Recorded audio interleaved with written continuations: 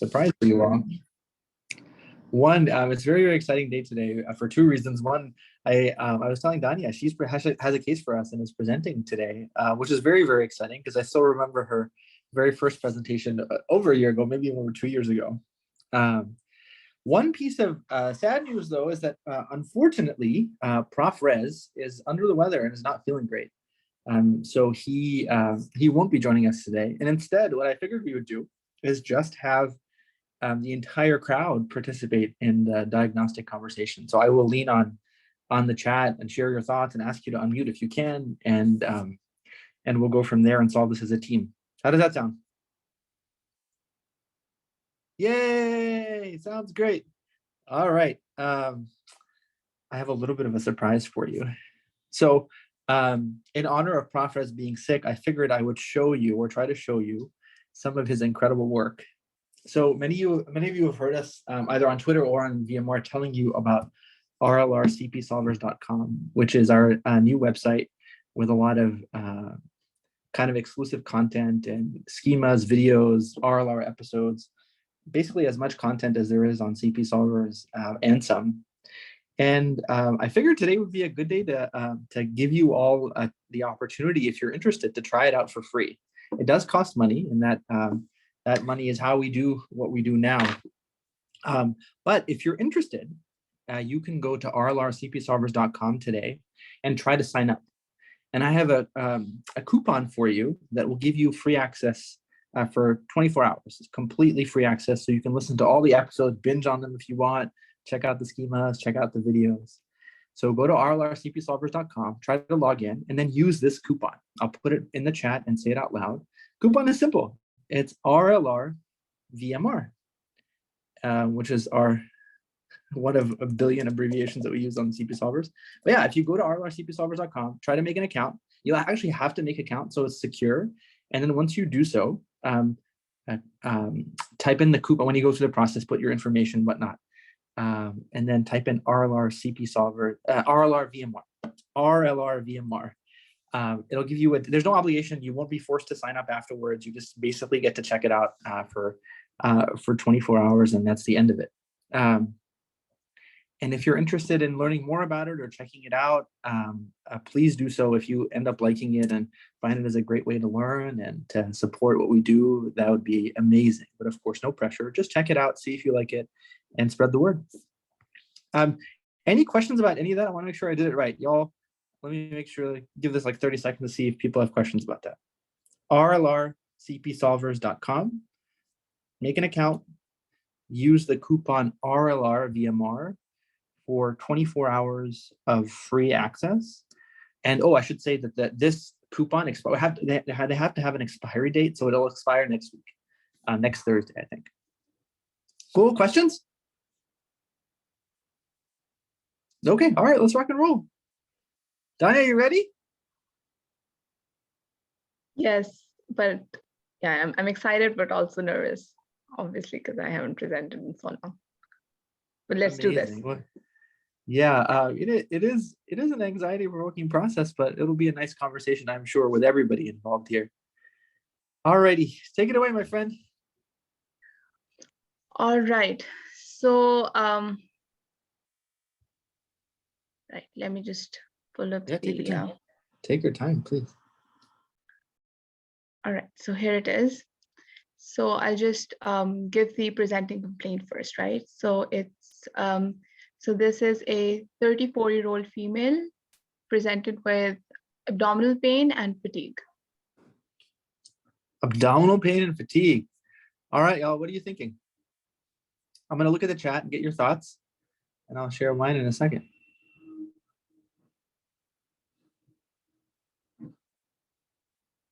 Okay, I'll kick us off and see what else comes in. I think abdominal pain is always a concerning complaint because the abdomen hides so many scary things. And there are many different ways to break it down. Mukund, can you unmute and share the way you do it? If not, just let me know in the chat, no worries. Yeah, that's fine. I'll give it my best shot. So perfect. Go for it. I had a conversation recently about doing this by quadrants. Mm-hmm. Right upper quadrant, right lower quadrant, left Beautiful. upper quadrant, left lower quadrant. Yep. And then I guess not really quadrants, but adding on epigastric and suprapubic. Yeah. Yeah. And then there's the whole like diffuse category of Yeah. There you go. So there are a whole Yeah. bunch of things to talk about. No, I think having the quadrants approach is really helpful, and especially when patients localize, that information is very, very helpful. The caveat, of course, is that some people may not localize and have diffuse pain, and so that complicates that schema. Valia is reminding us how important the tempo is. Valia, can you unmute and tell us why that's key right now? Yeah, I think because the causes of abdominal pain are so large, and so I think localization is not a very sometimes I guess localizing feature, because Yeah. the abdominal cavity is full of a lot of organs. So something that can present in the pediatric not necessarily even can manifest as something of the abdominal cavity, but rather the thoracic cavity. So I think the tempo will be a better starting point to differentiate causes that can be, for example, I don't know, a typical gastritis or an ulcer versus something like more chronic, like today human DX case was of Crohn's disease, and it was more like a sort of acute type of presentation. So I think that will be helpful. Yeah, absolutely. As a neurology guru, you will know the space-time localization, E equals MC squared. You have to know, in order to localize, you really have to know the time course. It's impossible otherwise. And I think that is an internal medicine phenomenon too. Malak, you're teaching us about the importance of the combination of the two symptoms. Do you have the ability to unmute to tell us what the combo made you think of? Oh, hi everyone. So as Maria was saying, I think the fatigue and the pain really point to something subacute or chronic, because if they are related, they could be unrelated, and the fatigue could be simply from the underlying disease, and I think like anything can cause it. But if they are related, I was thinking of something that can cause malabsorption, or because she's a young female, 34-year-old. The first thing that popped into my head was IBS with the fatigue and the amazing stress, because I think like almost everyone has it.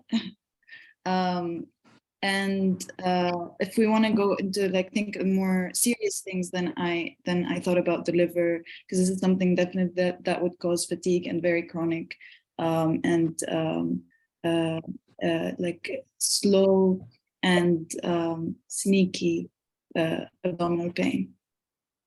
I couldn't agree more. I think that you're making inferences on what the time course might be by the fact that fatigue is present. And I think that if somebody were to notice that they're fatigued, it probably takes a little bit more time than the acute severe abdominal pain. So I completely agree with that instinct that you have. And other folks are also focused. Anne-Marie is reminding us of the importance of the time course and to think about pregnancy. Yasmin is reminding us to make sure that we're not locked into the GI tract and we're thinking about mimickers, and many other amazing thoughts. I think for the purposes of time, maybe we'll come back to Dania, get a little bit more information, then re-engage with the chat. So Dania, tell us your next aliquot. Sure. I just love the conversation that was going on, everyone trying to localize pain, trying to identify. So the pain, the patient has had this complaint for 2 months. The pain, it began gradually in the last 2 months. It was localized to the epigastrium, and it increased in intensity over time. It was also associated with meal intake. So on further questioning, we found out that the pain was associated also with some nausea and occasional vomiting. Should I give more details? Yeah, go for it. Why don't you give us a little bit more information? All right, sure. So the patient also complained of decreased appetite. And in review of some systems, we found out that she approximately had around a 15-pound weight loss in the last 2 months. She denied any hemoptysis, any fever, any epigastric burning, any reflux or fullness. There was no change in her bowel habits or stool color. She did not have any trouble breathing. She did not also complain of any. Yes, so far these are the things that we really asked about. And in her past medical history, there were no comorbids. She does not have a any significant history. She was not also taking any medications. Her family history was also quite insignificant, so no familial or chronic diseases. Her social history, so she is a married woman. She has 2 children. She is also a stay-at-home mom and a homemaker. She does not have any recent travel history, no history of cigarette smoking or any alcohol use, and neither of any allergies. Oh, what an enticing history. And thank you for such a rich social history. It really helps put it into context, which is always so important. And, you know, as soon as you started talking, Danya, Nikita was like, this is a gastric ulcer, or I'm worried about gastric ulcer. Nikita, can you unmute and tell us more why you were worried about that? How'd you get there? Yeah, sure. So with the history being 2 months, so we're looking at something that's been there long for a while, and the epigastric pain makes me think about either the stomach, is there something to do with the pancreas, the gallbladder, but with the history going around, the fact that the pain is associated with meal intake, that reminded me of a gastric ulcer. Also, the other thing it could be because of the weight loss. I feel like even gastric ulcer could cause a good amount of a loss of weight. So does malignancy. So I think that's a good thing to keep in mind. But I did have one more thought, and that was hemorrhagic variety of pancreatitis. Though it is acute in onset, there are also some cases where it's a long-term hemorrhage that causes similar symptoms. So I mean, that's just a shot in the dark, but for sure, gastric ulcer is the first thing that came to my mind just because of the course of the disease. Yeah, I love it. I love it. And I think Nasir is also on a similar train of worrying a lot about the red flag. And Nasir, can you tell us a little bit more about what you think of as red flags? I know you thought of weight loss as one, but tell us more what you were thinking. And if you can't mute, just let me know in the chat, okay?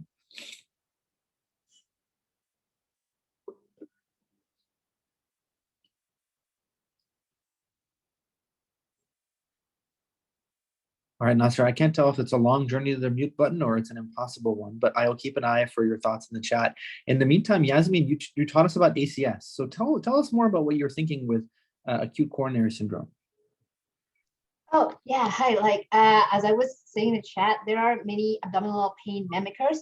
One of them, because we know that there are shared visceral innervations. So in the literature, it says that up to 40 to 75% of patients with abdominal pain may have an acute coronary syndrome. That's the way it manifests.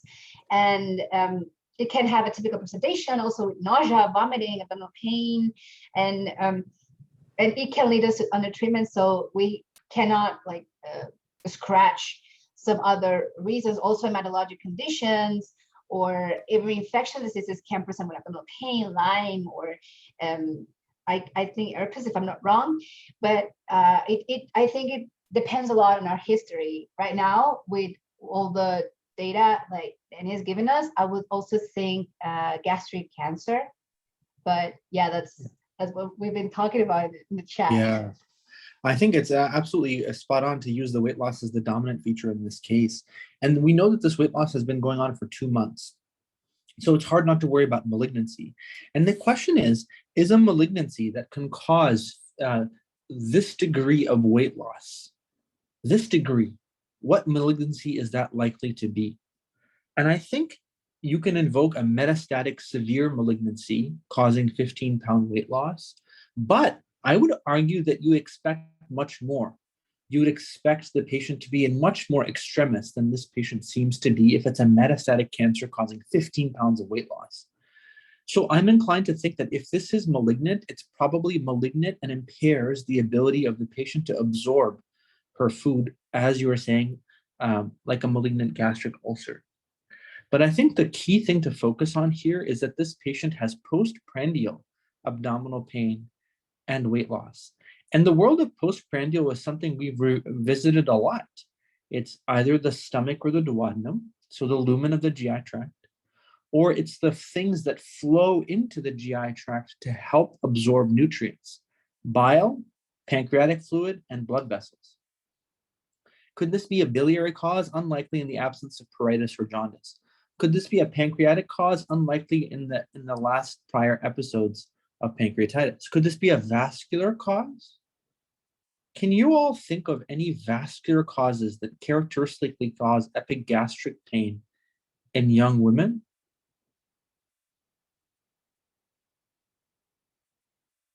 Tough one, right? Not an immediate hit. Hold that thought. I think we should zero in on postprandial, which again is the GI tract or the things that flow to it: blood, pancreatic fluid, biliary fluid. Biliary fluid, no pruritus. Pancreatic fluid, no pancreatitis. Vessels, maybe. There's one diagnosis that happens in this patient population that we should keep track of. And I'll let you guys keep thinking and share that if it becomes more pertinent. All right, Danya, tell us more. All right. So let me give you some examination details. All right. So the vitals, her temperature was 37 degrees Celsius. She was afebrile. Her heart rate was 82 beats per minute. Her blood pressure was 110 over 80 millimeter of mercury. The respiratory rate was about 18 per minute. Oxygen saturation was 98% on room air. Her weight was 104 pounds and her height was 162 centimeters, approximately. So on general examination, this was a young female. She did appear in discomfort when we examined her.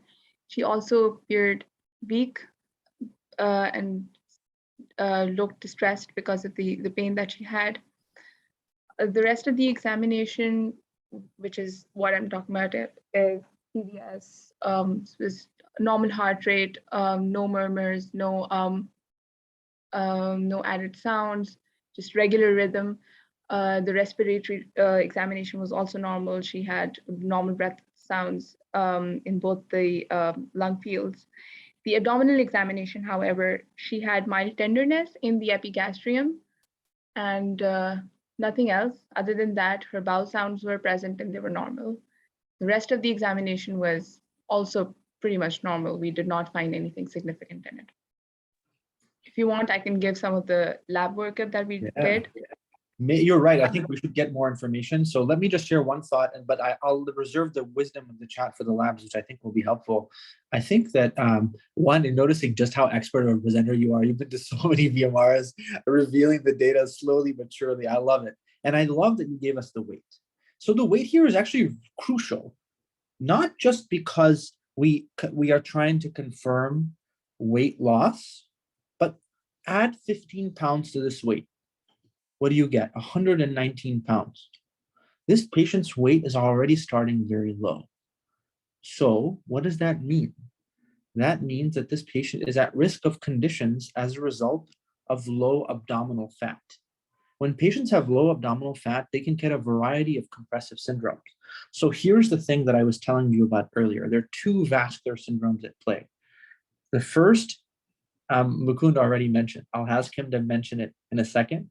The other one is actually a little bit more likely in this patient. It's called median arcuate ligament syndrome. In young women, especially young women of low BMI, there's low fat protection of the diaphragm against the celiac artery. So the celiac artery then gets compressed by the diaphragm, causing postprandial abdominal pain. It's really important to think about that in this patient because it's a very hard diagnosis to make. It's important to think about it, not because it's likely, it's because it often shows up as a negative evaluation on every test, and you have to do very specific testing to look for it. So where are we now? We're on all the causes of abdominal pain. We're prioritizing postprandial, but we're really worried about weight loss. And the answer is going to lie either in the labs, in the CT scan, or endoscopy. But what is missed on all of those is median arcuate ligament syndrome. But something that we may catch on CT scan specifically is SMA syndrome. Mukund, can you tell us more what you know about that? Yeah, SMA syndrome, a compressive syndrome of the third part of the duodenum between the SMA and the aorta, which is present in cases of low abdominal fat. Amazing. So superb, concise, crisp. I love it. Nothing to add. All right, Danya, tell us more, please. So, all right. So her WBCs were 6,980. The neutrophil count was 81%. Her hemoglobin was 12.8 grams per deciliter. Platelets were 199,000. MCV was 87. Hematocrit was 37%. The sodium was 140.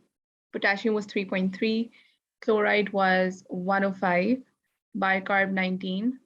BUN was 7. Creatinine was 0.4. We also got her ionized calcium done, so that was 4.5, and glucose was 124. Do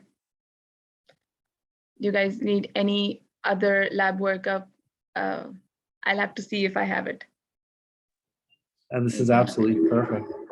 And this is absolutely perfect, Danya. Thank you. I think this is all that I think we need, honestly. Nasser is wondering what the albumin was. And I think that, Danya, if you don't have that, that's okay. But I think, Nasser, the root of your question is an amazing one. And I congratulate you for highlighting that as the one lab that would be helpful. And let's do this exercise. In the next 1 minute, I would love for all of you to try your best and write it in the chat so you can learn from it. The answer to this question. Do you think the weight loss is because of a catabolic process like infection, cancer, or malignancy? Or do you think that the weight loss is because of anabolic process like reduced intake or malabsorption? So is the weight loss excess caloric consumption, or is the weight loss as a result of reduced caloric access? Think about it for the next 10 to 15 seconds, then put in your response in the chat so we can really get a gauge of where we're all at.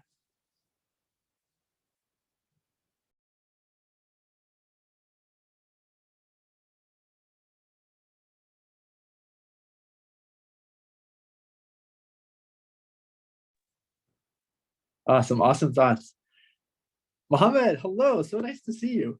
Can you, are you able to unmute and share that very astute answer, very balanced answer?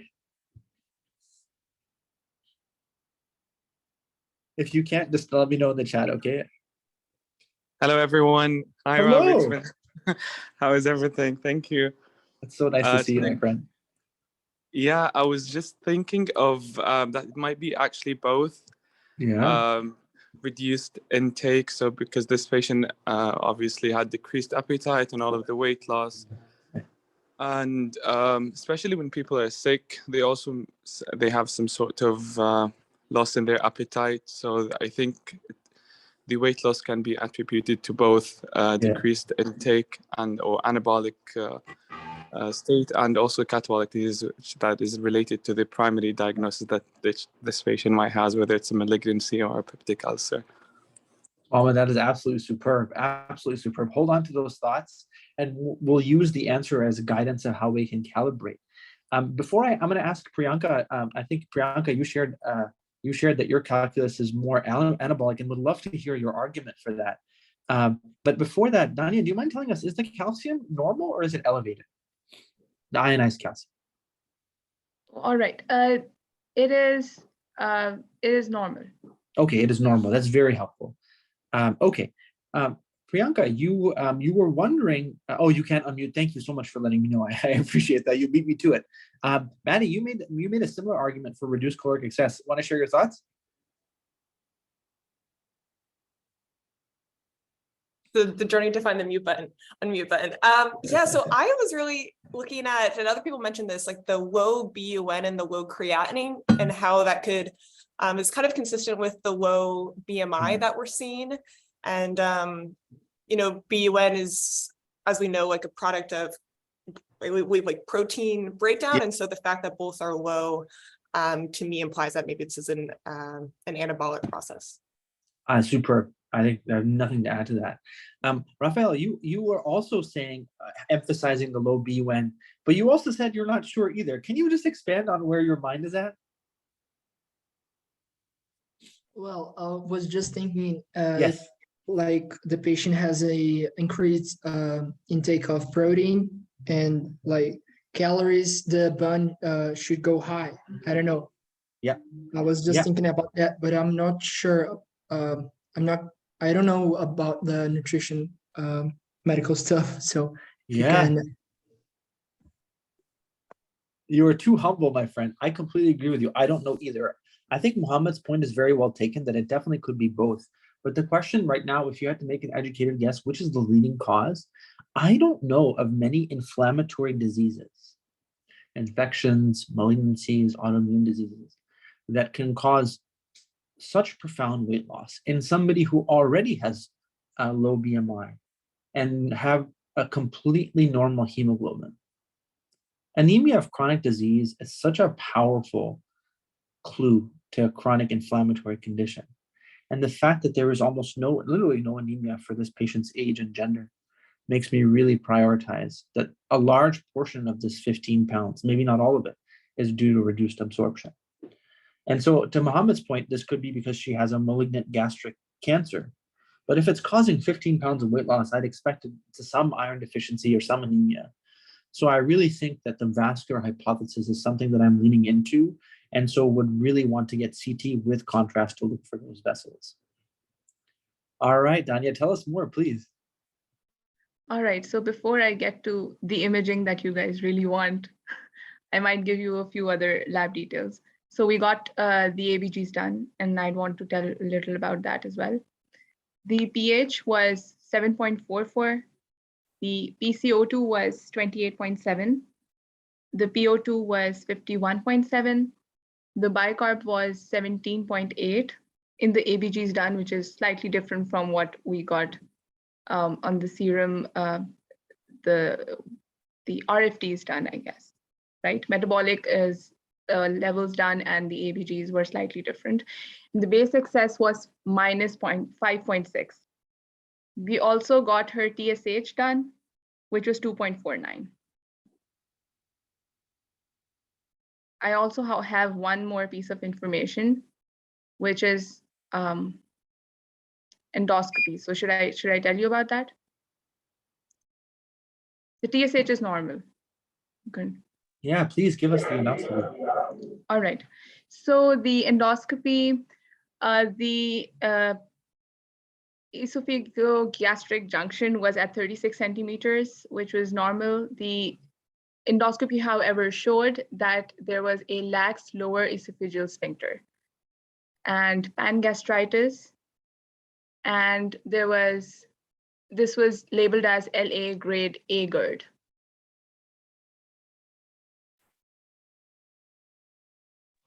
Oy, oy. All right, y'all, what are you thinking? Nasser, do you want to share your thoughts out loud? What are you thinking about the ABG? If you can't unmute, no problem.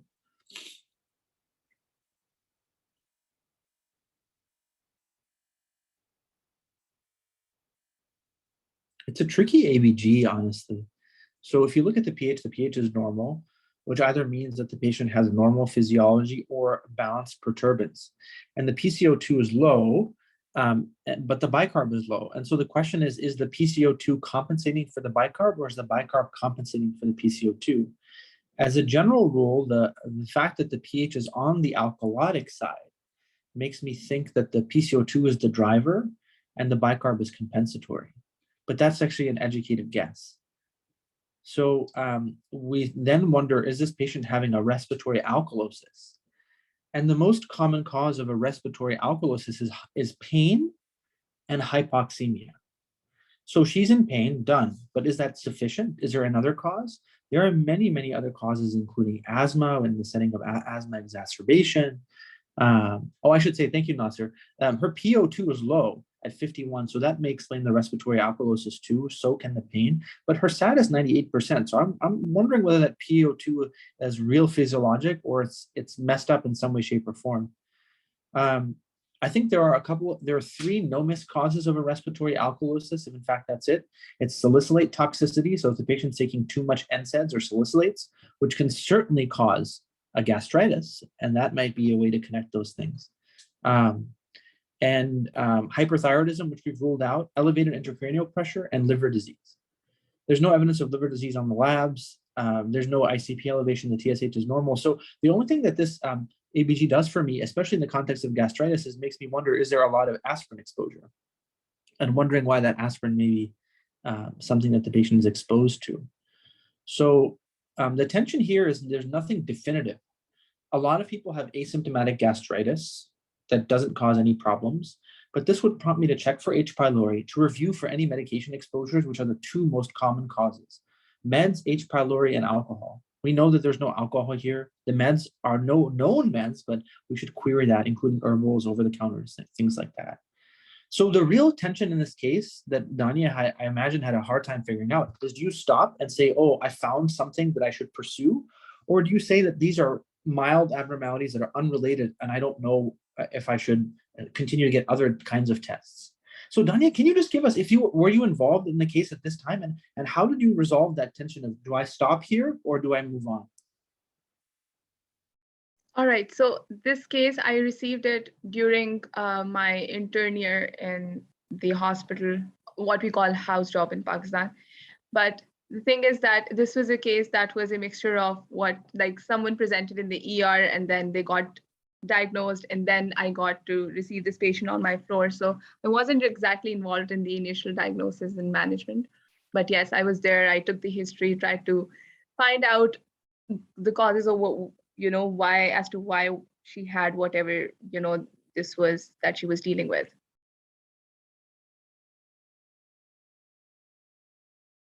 Oh my gosh, you're keeping us on the edge of the cliff here. Enlighten us, what did you all do next? All right, so I'd like to share my screen because the next thing I have is imaging for you. Okay. And I did. I think you're a co-host, so you can share whenever you like. Yeah, I can. All right. All right, can you guys? Yeah, you can see it. Yes. Yeah. All right. Okay, here's a moment. You have any budding radiologists? This is, I hope someone can explain this to us, because it was a hard thing for me to figure this out on my own. All right.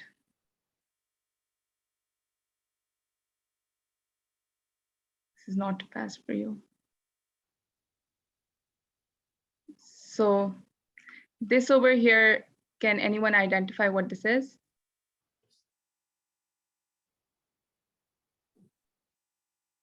Stomach, Seema says. That's good. Whoa, it's very big and fluid filled. It's still massive. Very big stomach.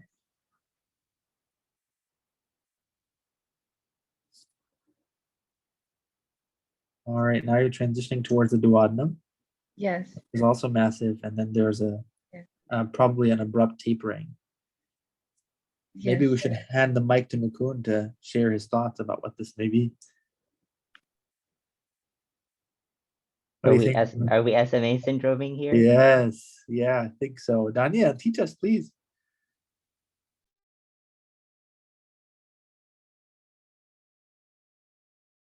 Let me unmute myself. So yes, Mukund is correct. This was indeed SMA syndrome. So as you can see, let me just play it out for you again. This is CT scan with contrast, right? So for CT scan with contrast, we do it in an arterial phase, then a venous phase, and then for comparison without contrast. So you can see over here, we started with the heart, and then you can see on the right side, this is the right side of the patient, the liver. Then on the left side, you can see their stomach. And the reason there's something that is relatively hypoechoic, we wouldn't call it hypoechoic, but darker, that is fluid, that is which is completely black would be most probably air, right? And you can see over here, this is the diaphragm. All right, over here you can see something that looks solid. It's lighter in color as comparison to what we are calling the fluid, that is the spleen on the left side. And you can see the stomach over here is quite dilated. Shouldn't be like this. It is filled with fluid, which means that there is definitely some obstruction, right? As we proceed, you can see another organ over here, which was the pancreas that we just sort of missed, and the right kidney, and you can see the left kidney over here, right? All right, so this over here is the abdominal aorta, the beginning of it, I believe. And these were the renal arteries. Now we're proceeding to the duodenum, which is also dilated. Even though I should know this and I should be teaching this, but the one thing which we really want to find out in SMA syndrome is the angle between the aorta and the SMA, right? So there is a fat pad that protects the superior mesenteric artery from being compressed. If that fat pad is absent, that's what leads to the narrowing of the angle, which leads to the compression of the superior mesenteric artery. But radiologically speaking, I tried really hard to find out where exactly they were talking about the lessening of the angle. I just could not. So what I could really appreciate on my own was dilation of the duodenum, the stomach, and yeah. So if someone is an expert in it, I would really appreciate if they can teach me instead. Oh, in Danya, this- you're so humble. You are so incredibly humble. I have to say, this is one of my favorite cases we've discussed. It is just so well presented and really allows us to study the tension points. It's also really interesting when weight loss turns out not to be something catabolic. And I think that you really emphasize that process for us by emphasizing fatigue, by showing us that the hemoglobin is normal, by Nasser's point about the albumin being normal. And I think the way you've broken down this case really meant for a very rich conversation amongst all of us. And I think that the biggest takeaway is when you're studying postprandial pain, and you really, really have to emphasize how important it is to pick up on the vascular causes, because the vascular causes can evade detection for a long period of time. I will tell you that SMA syndrome can actually be a little bit harder to diagnose than what Danya showed us today, because sometimes the compression is dynamic. It's actually even positional. So sometimes if the patient is lying in a different position, that can offload the SMA on the duodenum, and the patient can have temporary relief during the CT scan. So these are very hard diagnoses to make. And I'm very impressed, Danya, that you guys figured it out this quickly with the first CT scan. It's really commendable. So kudos to you for delivering such incredible care to this patient. I'm curious, what now that you took care of this patient and now you presented her, what did you learn from her case? All right, so when we got her CT vascular angiography done, we found out that there was reduced aortomesenteric distance and angle. There was, what we also saw in the image was distended fluid-filled stomach, as well as there was a distended first part of the duodenum. And what they said about the retromesenteric third duodenal part was that there was tapering of it, which sadly I couldn't appreciate. And some mild compression of the left renal vein. So what their final diagnosis was that it was superior mesenteric artery syndrome with concomitant nutcracker syndrome. So I was really curious as to why this patient had this excessive weight loss. Obviously, we treated her after diagnosing her with this condition. She underwent laparoscopic gastrojejunectomy to treat her duodenal obstruction. But I went back to her to ask for a detailed social history. I really wanted to know what was the cause of her weight loss, right? So what I found out was it was obviously low appetite, which was probably because of the pain that she started having, and it was the fear from that pain that reduced her appetite. But it was also we didn't clinically diagnose her with depression at the moment, and we did refer to her as to psychiatry as outpatient. But that was another participating factor, which is why she had low appetite. And when it was also when she started having abdominal pain, nausea, vomiting, she could not really digest or retain anything. It just made her sadder, and it made her it made her quality of life really difficult for her, because she had 2 children. She really wanted to be there for her children. And I guess it was just a mixture of, like everyone discussed over here, anabolic and catabolic process. And so the one thing I really learned about from this case was it is very important, obviously, to be mindful of, making sure that we're trying to, get the right diagnosis and treating it adequately. And what's better than, having a diagnosis that can be treated surgically. But it's also very important to be emotionally present for the patient that you're taking care of, and show that empathy that I really think this patient needed. And Dania, I'm so glad you have this on. Oh no, please go. No, please go ahead. Sorry. Please. So yeah, a few teaching points that I learned. So SMA syndrome is not only associated with sudden excessive weight loss that may be because of any reason, but also due to certain anatomical anomalies that may be, like Ravi mentioned, ligament of Treats, an abnormal or anomalous location of it, which is going to suspend the duodenum really high. Another cause can be excessive lordosis, or in some certain cases, patients with scoliosis may also present with superior mesenteric artery syndrome. The demographic or the age group and the gender is usually what we saw over here. So patients are ranging from 10 or 15 to 39-year-olds and females. And it is a rare case, but also just in the case that we saw over here, it is oftentimes associated with nutcracker syndrome, which is the compression of the left renal vein with the abdominal aorta. Absolutely amazing, Dania. I'm so glad you have this on tape. I know that you're hoping to apply in the match process, or were at least last time we talked, and this will be definitive evidence of just how skilled you are. And I can't wait to illustrate that to people, because they any program would be so lucky to have you, just based on watching you do this. This is you showcasing your incredible knowledge skills, your incredible emotional intelligence with regards to this patient care, and your incredible teaching skills, both presenting and teaching. It's amazing that our fearless co-leaders of VMR are in the trenches with Maddie scribing and Shema doing the teaching points from her perspective. So before I hand the mic to them, I know that a few other people joined. So let me show you what I meant earlier by the free trial for 24 hours for RLR CP solvers. So let me show you real quick. I'm doing it on my iPad, so give me a second. But if you, here, you guys see the website? Tanya, I can only see you because my iPad's cranky. Do you see the website? Yeah, okay, perfect. So if you just go here, hit start learning, and click any of these locked things, any one of them, it'll take you to the place where you can sign in. And so once you click any of the, here, you can just click any of these, sign up for the annual plan or any plan.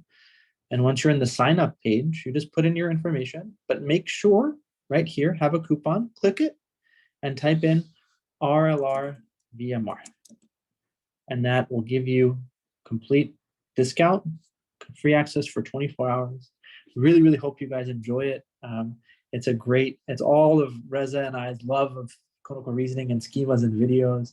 I'm sorry that we can only give you 24 hours of access for free. That's really because we use a lot of this to fund what we're doing right now and many other CP Solvers things. So thank you in advance for trying it out. And we hope some of you, those of you who are able to, can join the learning, the bonus learning that we have. But also, I know it's important to all of you here that we keep doing what we're doing. And with that, I will pass the mic to the fearless Shema to tell us her version of the teaching points, since she just decided to do them anyway. So Shema just messaged me that she can't unmute, oh, okay. So No I can read her wisdom for her. Oh yeah, sure, go for it. Okay, Shema, so this is all you, but I'm going to read the amazing teaching points you wrote. So you summarized how we can approach abdominal pain and fatigue, and you talked about the time course. So if it's acute, you want to exclude you can think of the VIPO mnemonic. So V is for vascular, I inflammation, P perforation, O obstruction, and add on ectopic pregnancy, and especially in the age range of this patient. The etiologies we talked about for the overlap of abdominal pain included malabsorption, liver or renal disease, IBS, gynecologic things like pregnancy, UTI, CT negative abdominal pain, including acute intermittent porphyria, adrenal insufficiency, lead poisoning, DKA, and then of course, occult blood loss. For postprandial abdominal pain, we talked about you want to kind of think through all the structures that are involved in digestion. So you can think of luminal or extraluminal compression. You can think of gastric ulcers, pancreatic or biliary disease, and even organomegaly. Kind of Robbie described it as kind of the luminal structures, so the stomach and the duodenum, and then also the things that feed into it, so the biliary system, and then also kind of the vasculature. Leading to vascular causes of weight loss, we have Dunbar syndrome, which is compression of the celiac artery, and then SMA syndrome, which was the situation in this case. So this is compression of the third portion of the duodenum because of kind of a narrowing of the angle between the superior mesenteric artery and the abdominal aorta. So as in this case, it's associated with weight loss because of the absence of a fat pad in generally kind of young women with a low BMI. And we talked about weight loss being anabolic versus catabolic. We talked about a low BUN kind of points to an anabolic process because a low BUN indicates low protein intake. And yeah. And then respiratory alkalosis, the most common causes are pain or hypoxemia. You can also think of asthma exacerbation. The do not miss causes are salicylate, toxicity, hyperthyroidism, liver disease. And I will pause there. Amazing teaching points, Shema. I can't believe you just did it. That was so cool. It's quite a skill to do these teaching points, let alone read somebody else's teaching points. So thank you all. Happy Friday, everyone. I hope you have a wonderful day. We're excited to host a session with another residency program tomorrow, actually at the exact same time, so 9 a.m. Pacific. We hope that some of you guys will come and join us. Bye.